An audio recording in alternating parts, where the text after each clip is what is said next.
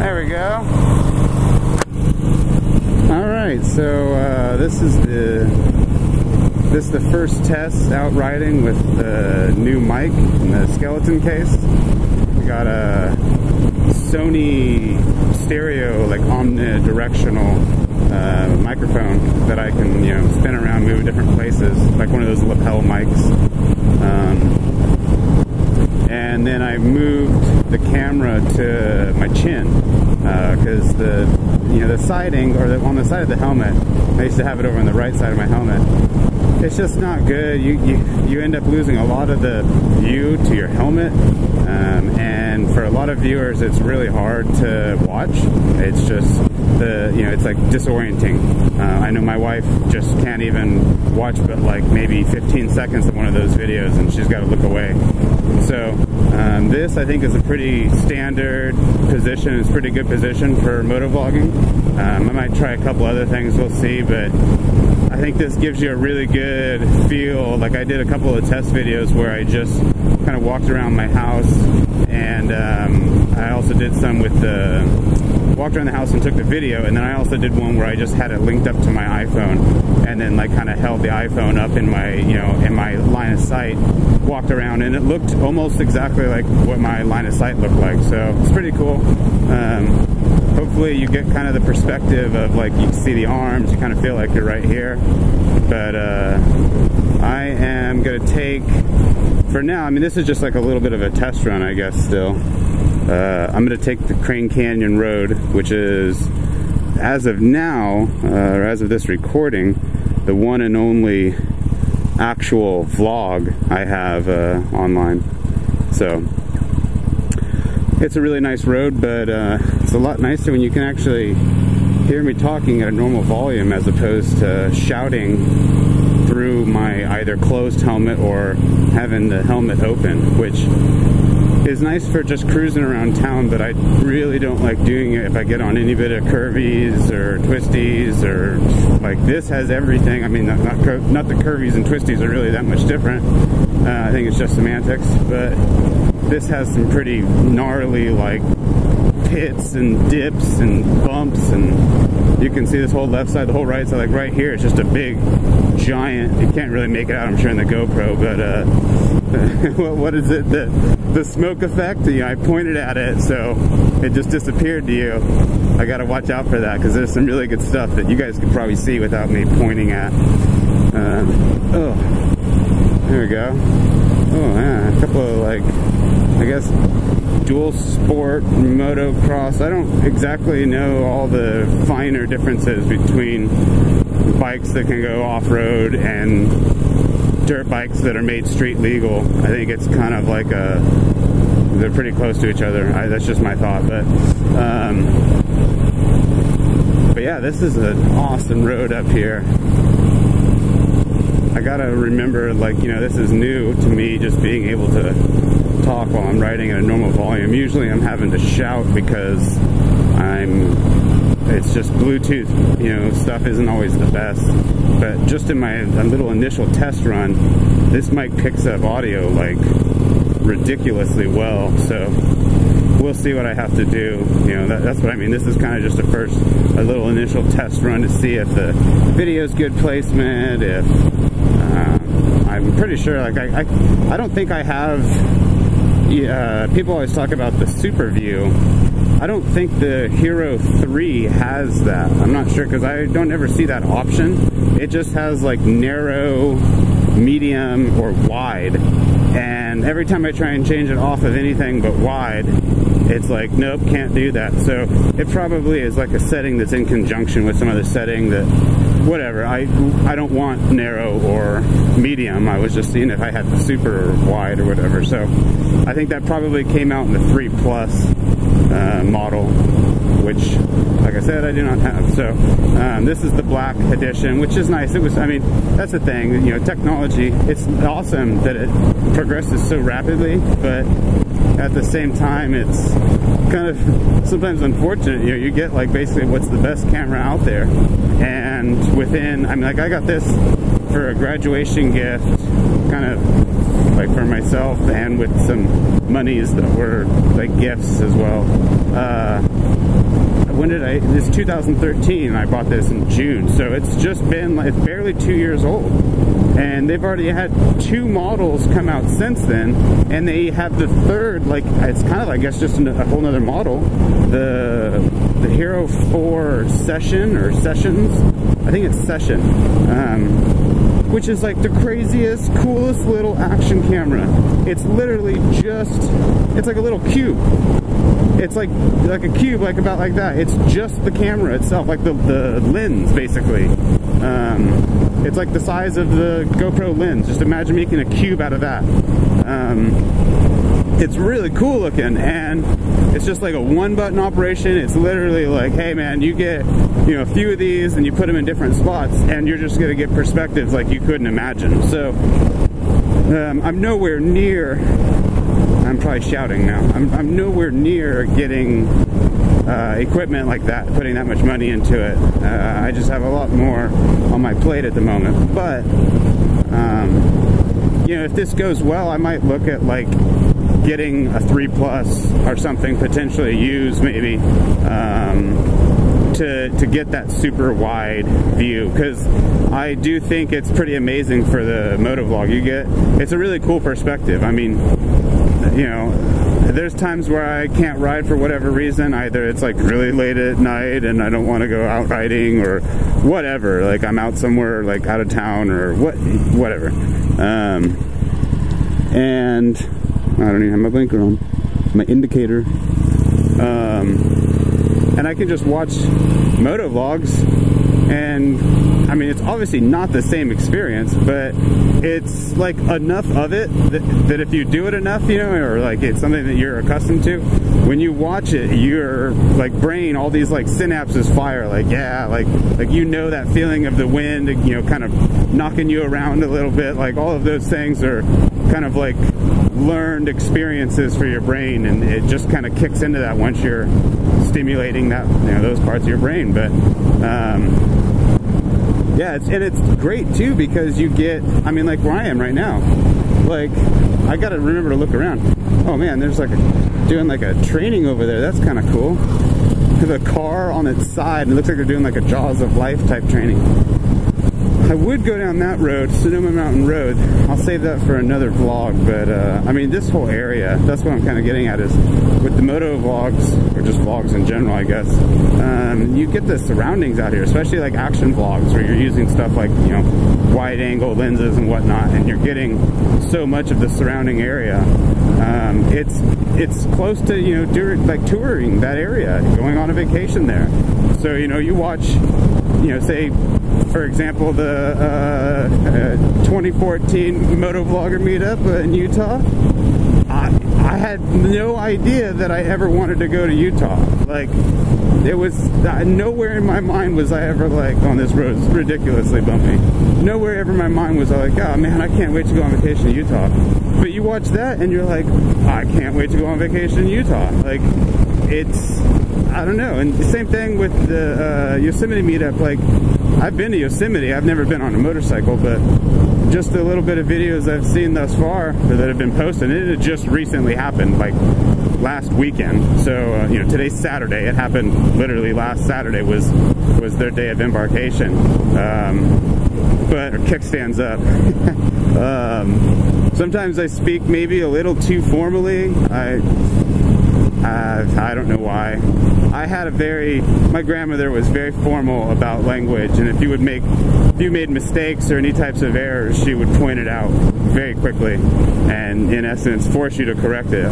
And that, I don't know, maybe that just stuck with me. But then I've also had a fair amount of linguistic training, and I can see reasons why, the reasons behind a lot of the you know, stringent or strict ways of doing things for some people.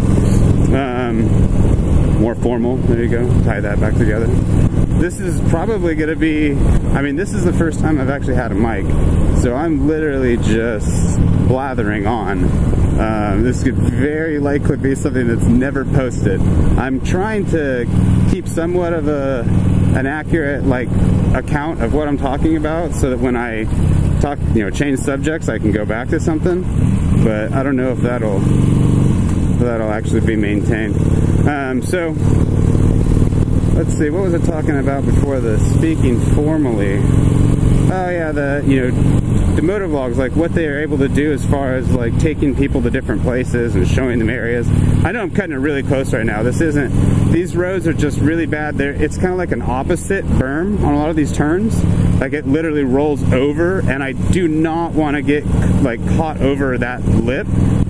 It'll just make, yeah, I don't know if you can tell, but it's just trenches along the side. There's nothing at all. And you know, it probably wouldn't be like the absolute worst accident imaginable, but it definitely would not be a good day for me or my motorcycle. And this being my main mode of transportation, I ride this 120 miles a day to commute. That wouldn't work out for me. So that's why I'm hugging tight, and I am watching cars up ahead. I can see them maybe a little bit before the GoPro sees them. So anyways, getting back to motovlogging, yeah, like Utah, Yosemite, there's areas where Sean Smoke rides, you know, up in Washington, and his ride into, you know, Twin Falls, Idaho to meet up with folks, and to, you know, for the Utah meetup, and all these different places, you know, his Spider Run, and a lot of the runs that, you know, Triple X, Deadhead, and Gabe go on, you know, throughout like the South Bay and whatnot, and California coast. It's really cool. I mean, a lot of these places, I may have been to a few of them. Definitely haven't been to all of them, not a chance. And I guarantee you there's people who live all over the rest of the parts of the world who just most likely will never go see them. You know, there's places in the world that obviously you'll never see.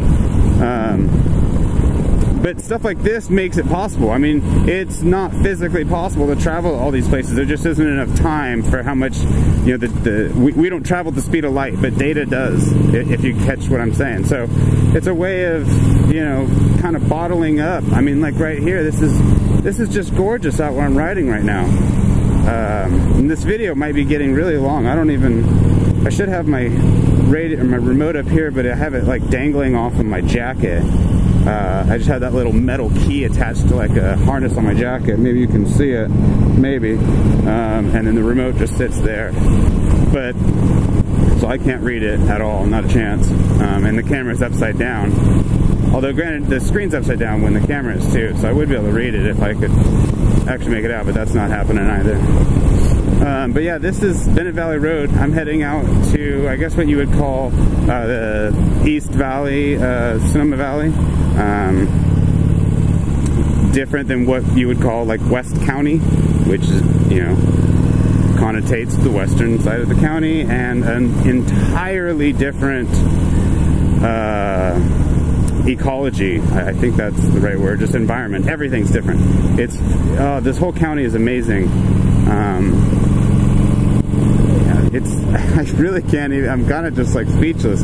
I don't know enough about all the different species or the environments, like technical terms to describe them, but there's areas that are like this where it's just literally oak trees everywhere you see, like, and I mean really cool, the super cool ones that are huge and stay low to the ground and just grow big giant, you know, branches that are basically horizontal for, you know, 10, 12 feet. They just go right along the ground, or they'll just literally lay on the ground. There's rolling hills everywhere out here, mountains and whatnot. You know, we passed by Sonoma Mountain, which is like all over here to my right. We're kind of just going along the east side of it right now. So yeah, and then there's areas that are, you know, just covered in redwoods and very wooded, basically like what you would think of as a forest, like a mountainous forest.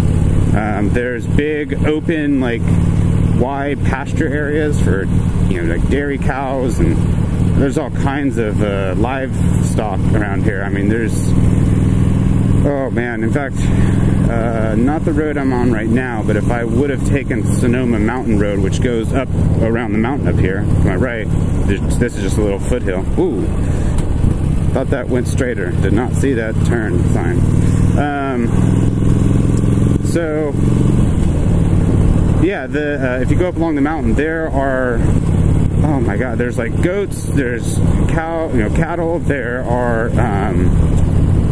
what are those things called?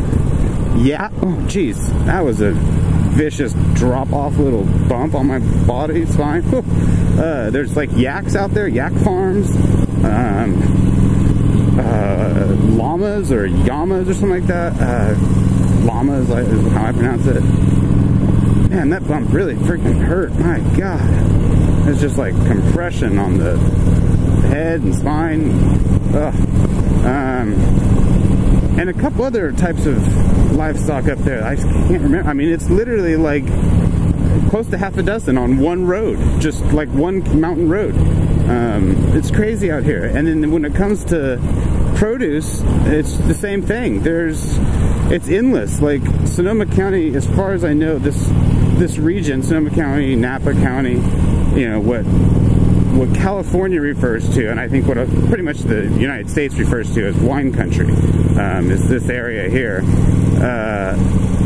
You know, I know that there's lots of other areas that grow lots of wine, but I'm pretty sure no one can compete with this region.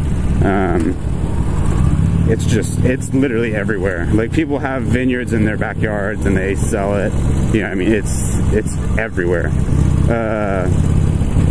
So, what was I saying? Oh, I'm pretty sure it's like the same, like parallel placement or whatever, you know, latitude, like the same latitude as areas of like Italy and France that are, you know, really like, oh my god, that are really well known for all of their like fine foods and drink and, you know, everything else, like really high quality stuff. Just like the climate is amazing to grow stuff here. I guess that's what I'm blathering on about. So this whole region is just a big cornucopia of anything and everything. I mean, pretty much within 50 miles you can get, you know, 4 to 5 star food and service in nearly, like, I mean, countless, you know, different genres or categories of food and drink, you know, from like beer to seafood to you know, French cuisine and like really formal dining and awesome hole-in-the-wall places and farm-to-table stuff and, you know, places that use like every bit of everything of their animals and the produce. I mean, it's pretty, it gets kind of extreme in some of these places, but really cool. You know, we have like old-time butcher shops that are just literally like Victorian butcheries and stuff that are just like attached to a Victorian style house, and it's like traveling back in time to go through some of these areas, kind of like where I am just now arriving, Glen Ellen. I'm just gonna circle over here to the right a bit. God, these roads out here just kill my back. If there was seriously, I didn't know those two were going to cross, I would have stopped. If there was seriously one thing, just only one thing I could change about Sonoma County, it would be the roads. Oh, like that girl, she just fell because she's skateboarding and she just skateboarded into a ginormous pothole. It's just ridiculous out here. I mean, you pretty much need you know, an adventure bike or something, dual sport, just to like ride around on the roads. So I'm gonna come up here. I should have circled around back there, but there were cars and I was just letting them, didn't want to interfere with what they were trying to do. We'll do it right here out of everyone's way.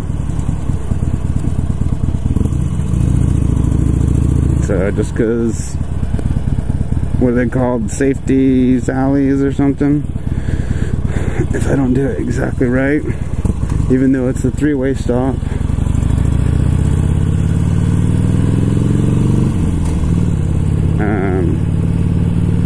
I'm pretty safe though, generally. I think majority of the time I'm actually probably quite safe. I don't really ever try anything stupid, or I don't ever try any tricks or anything like that. I guess the most unsafe thing, oh, there's Jack London State Park over to the left. We'll go there one day. I think the most, like, oh God, look at this road. Most unsafe thing I ever really do is speeding. But I mean, like, I think that's just like a normal part of driving.